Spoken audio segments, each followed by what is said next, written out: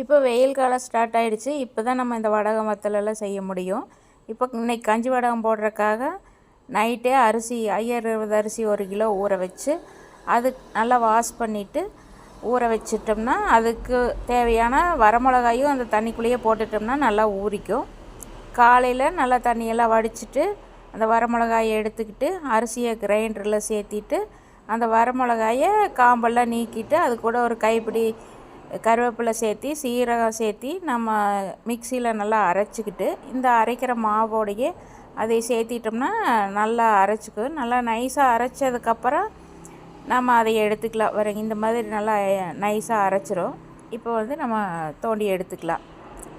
எடுத்துட்டு நம்ம நல்லா தண்ணி காய வச்சுருந்தோம்னா நல்லா சலசலன்னு தண்ணி கொதிக்கிற அளவுக்கு இருக்குது பாருங்கள். இந்த மாதிரி நல்லா கொதித்ததுக்கப்புறம் இந்த தண்ணியில் நான் கொஞ்சம் எடுத்து வச்சுட்டேன், பத்தலினா ஊற்றிக்கலான்னு சொல்லி. இப்போ ஒரு கையில் நல்லா ஊற்றிட்டு ஒரு கையில் நல்லா கைவிடாமல் கலந்து கொடுத்துட்ருக்கணும். இல்லைன்னா அது கட்டி கட்டியாக ஆயிரும். அதனால் நம்ம கைவிடாமல் கலந்துக்கணும். நல்லா கலந்துட்டு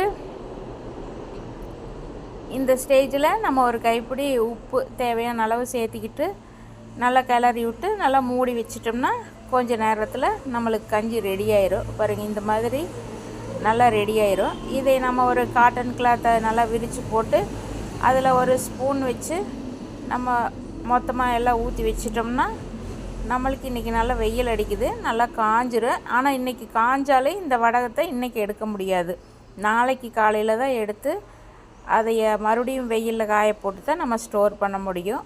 1 வருஷத்துக்கு வச்சுக்கலாம். இந்த மாதிரி செஞ்சு வச்சா இன்றைக்கி கஞ்சி வடகம் போட்டாச்சு, நாளைக்கு எடுத்துக்கலாம்.